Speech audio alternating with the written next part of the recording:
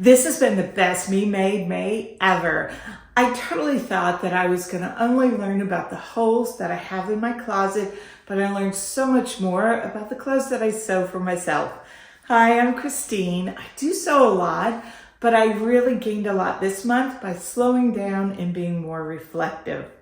My approach to the month of May was not to pick out outfits, but to simply choose what I wanted to wear in the moment and then to reflect on the why did I want to wear it or why did I not reach for something. Because this task was so broad, I learned much more than what I thought I knew about my clothes. In the process, I cleared out some clothes that I wasn't wearing and I had no intention of wearing in the future. And I have a video where I discuss that on my channel and I'll link it below. I discovered I had some long-held beliefs that were holding me back. I'm going to talk about these a little bit later in the video, but they are definitely going to change my sewing going forward. I want to talk about the holes in my wardrobe since that was what I expected to discover. I am definitely lacking in my Me Made wardrobe bottoms, specifically pants and shorts. Now, I do love a dress, that's my preference, but there are times for practicality where pants or shorts would be the better option. And I only have one pair that is not either pajamas or a sweatpant of Me Made pants or shorts that I keep in my wardrobe. If I needed pants or shorts, I've just bought them, and there's nothing wrong with that. But I have felt the desire to sew some because I've been very drawn to the cord sets. And truth be told, I want to get something that fits me better than what I have purchased in the store. I have two patterns that I think might fit the bill for both shorts and slacks. One of them is the Sew House 7 free range slacks, and the other is the Tilly and the Buttons trousers, which is a more fitted trouser, the Thea trousers. It's more fitted, but it is exactly what I would go to the store and look for, except I would not find one that fit me really well and I might be settling. These are two patterns I want to give a try. I know that I'm going to need to put in some work and put in some muslins in order to get the right fit. I'm uncertain about length of the pants leg, and the one pair of trousers that I've sewn for myself, they're kind of lounge-like, is the saguaro pants by Friday Pattern Company. I sewed these recently. I had a little bit of a love affair with them, but I have not been wearing them as often, and let me tell you why. When I made these, I made the pant leg full length. I did not cut it to the ankle length. I wasn't sure how this would look on me. I have very short legs and I was not confident in trying that, so I defaulted to a full length pant.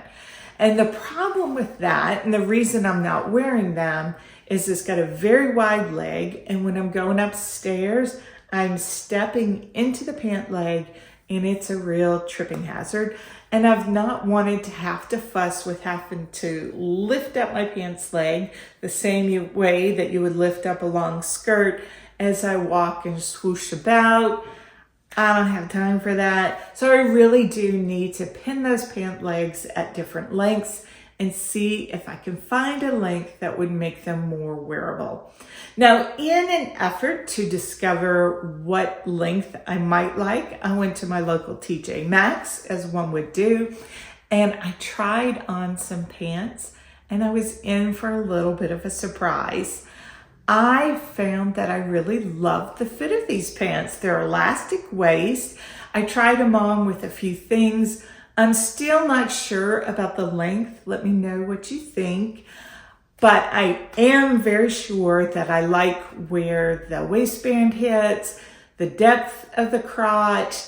I feel like I don't have a ton of extra fabric like I normally do with an elastic waist pant. So I bought them, obviously, as you can tell from these photos. I bought them. I'm going to try styling them in different ways. I'm sure I'll wear them a lot. I'm also planning on copying them, and I think that'll be a great rainy day activity to trace out and use it as both a pants block to adjust patterns that I have, since I know that I like that fitting across the bum. I like across the waist, in the crotch area. I was very excited to get those, and I am going to have that as an upcoming project.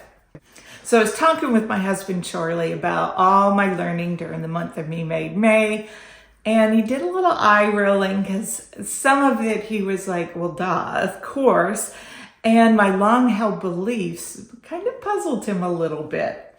So first, I want to talk about his first, oh my goodness, of course, this is you. I don't wear a lot of t-shirts. I'm not a t-shirt girl. I don't know why. In part, I love a dress. I would much rather wear a cute top than a t-shirt. And Charlie was like, well, of course, why is that a surprise to you? And still it was. I had sewed a couple of t-shirts recently in solid colors, thinking this is going to solve my orphan garment issue because I'll pair this solid t-shirt with this skirt or whatever. And I don't put them together and I don't reach for them. I do have some t-shirts that fit me really well. And when I do want to wear a t-shirt, I'll reach for those. I don't need to be making any more. Now, I have one caveat to that, and that is also on my journey of discovery. I made myself 2 Style Arc Row tees or shirts. It's a knit top. And I like the fit of it, except for 2 very big things that make it the last thing I reach for, and that is the length of the sleeve and the length of the bodice, so where I've done the hem. They're both too long. It comes across looking frumpy. It doesn't work well with what I'm trying to pair it, and I really need to adjust that. Do you have any projects where you really should do something? You know it's not going to take much time, and you know you're going to be really glad you did it afterwards, but you still don't do it? That is me in this row tee. I really should make these adjustments, but I kind of just don't want to. I have not been motivated because I don't wear a lot of t-shirts, but if it were revised, maybe I might change my mind on a knit top as opposed to a t-shirt. Watch this space to see if I ever get around to doing that. My next lesson is something that I definitely knew about, and I've been talking about on this channel for some time, is that I need to have a balance between solid fabric garments and pattern garments. I am so drawn to the beautiful prints, but you do need to balance that out with some solids. And the bit that was a little bit of an aha for me was that how I consider in doing this.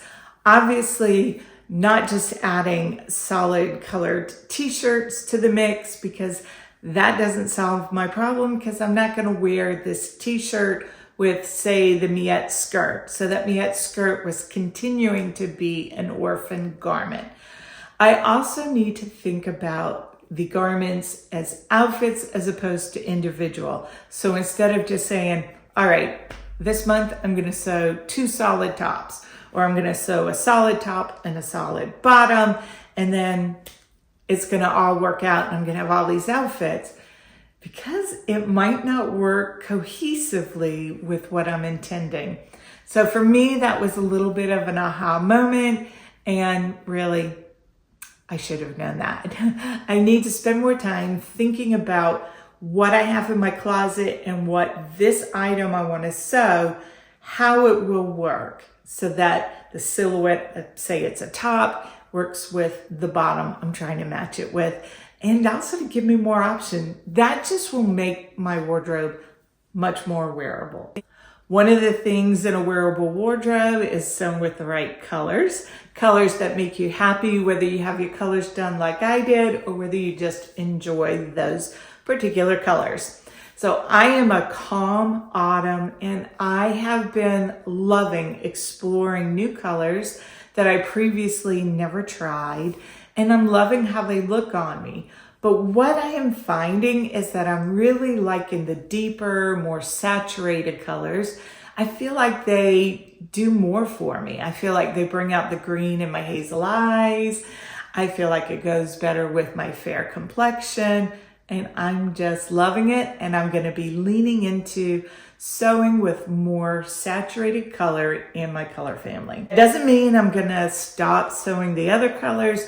I have some fabric in my stash that I'm anxious to sew. I'm excited to sew that doesn't meet the more saturated color, but I will be leaning into the more saturated color more, and that's going to be more of what I'm buying going forward. Are you like me and you have found yourself drawn and falling in love with a garment, a pattern, a style because you love it on somebody else?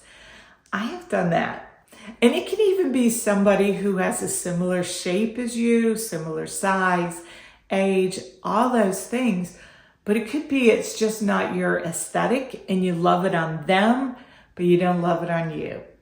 I have fallen into that trap, and I'm trying to be more mindful about what I love, knowing and understanding me, so that I don't waste my time and my money sewing something that I'm just not going to love from the get-go. This reflection has caused me to come to terms with some long-held beliefs. Now, there's one that has long since been debunked, but in college, I thought I was tall, and this is connected. I was having a conversation with my college roommate, and I don't remember what Susan and I were talking about, but I said something along the lines of, well, because I'm tall, and she was like, whoa, whoa, whoa, whoa. You're not even average height. Why do you think you're tall? Well, Susan knows my family, and she knows how petite my mother and my sisters are, but I did have to learn that I was not tall, no matter how much my mother told me on repeat that I was so nice and tall. Along the same vein, I thought that I had a long torso, and until recently, I have been adding length to just about all the patterns that I've sewn. If I hear somebody else say, oh, I have a long torso, I added half an inch or I added an inch, I would be right. I need to just go ahead and do this on my first pass. And sometimes I would pick up that, yeah, I needed to take that out. And other times I wouldn't know what it was, but I would be like, maybe that pattern's not for me. Now, how I came to believe that I had a long torso, again, is rooted in my mother telling me I had such a nice long torso. When we were buying swimsuits for the new swim season, she would always make sure that my suits were long. My sisters would just get the regular ones, but I would get a 32 long in my Speedo or 34 long. She said I needed that extra length. Now, looking back, I think in part it was because the rest of them are so petite and I'm just kind of more average. But also I think my mother liked that it made the suit a little more modest because it would be hanging down low over the leg openings, creating more coverage. I am no longer automatically adding half inch to my bodice. I'm going to be checking it first. Now, the other long-held belief was that I had really broad shoulders. Now, in comparison to my mother and sisters, maybe my shoulders are broad, but they're really average for my height. There's some blocks I never need to adjust this, and so far that has been the Friday Pattern Company block for me. I have discovered, because I'm paying attention to it now, I'm looking at where the seam line hits, that if it is drafted for a taller woman, almost 100% of the time, I'm having to do a narrow shoulder adjustment. It doesn't mean that I have narrow shoulders. I don't want to transfer my beliefs to something else that's wrong. But if the pattern is drafted for a much taller woman, it makes sense. I'm going to need to bring those shoulders in. And that is another myth that I believed about myself that I needed debunking. Recently, I've been really enjoying a more cropped look on my top. I'm not talking about a super crop top showing my belly, but I am paying attention to where the hem hits. And I do like it better when it hits at the waist area or the very top of my hip. I think it looks much better proportionately for me.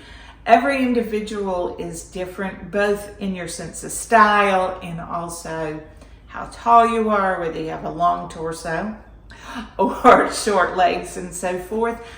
I do like my top to be a little more cropped than I have sewn in the past. And for the most part, it's following the design of the pattern and not automatically lengthening it. If I were to make the top longer, say, well, I want to hide my belly, I want to hide my bum, it's really not hiding anything. It makes me look frumpy and it makes my short legs look even shorter. When I decided to stop doing that and pay attention to where the hem heads, I have been loving my makes all the more. If you've been finding this content helpful, I'd appreciate it if you would give it a like and consider subscribing and joining our little community. I have been following Teresa from Lost My Threads journey through Me Made May, and I found it very insightful and thought-provoking. I'm going to link her videos below if you've not seen them. She has named her style a really fun style, and she's gone into a lot more depth than I have in discovering her style. I'm a little earlier in my journey, but she has a fun name. It's something along the lines of art school, college crush, or something like that to describe her style. I have a ways to go before I could give my style a name. And if you've been around here, you know I do like to name things. But I'm going to embrace really taking the time to learn my style and see how that impacts my choices. I do know that I like a blouse with some detail, like the collar on the patina blouse. I love this flutter ruffle on my sleeve of the My Sodas dress. And I have a ready-to-wear top that I really do like the ruched sleeve. So I like patterns with detail, and I'm all about embracing and learning what it is that I like and not being held by what I think I liked or maybe what I liked when I was younger. I want to learn more about my style now so that I know going forward that the patterns I'm going to buy, the things I'm going to make are going to suit me. I'm also going to be spending more time looking at the line drawings to make sure that it is something that suits me and my sense of style, or such that I know right now. I found that my sew sisters and sewing friends can usually steer me towards the patterns that suit me best. Sometimes our loved ones know us better than we know ourselves. That's something I love about this sewing community. There's so many kind people. I've never had somebody leave a comment that was mean-spirited, hateful, ugly comments. Now, unless you count Frank, who was definitely looking for foot pics, and I blocked him. Such a loving, supportive community. If you know of some patterns that you think I would just love to wear and feel happy in, or some styling suggestions, I'd appreciate it if you would share it with me. Going forward, I'm going to take a little more time in planning my makes, maybe not be quite so impulsive, look at how many outfits they might make, look at those line drawings, and try some styling. I've been so surprised that when I've changed up my styling, that an outfit I thought would be no good turned out to be really something fun, just with the change in accessories. I'm so excited about what I've learned. I want to sew now.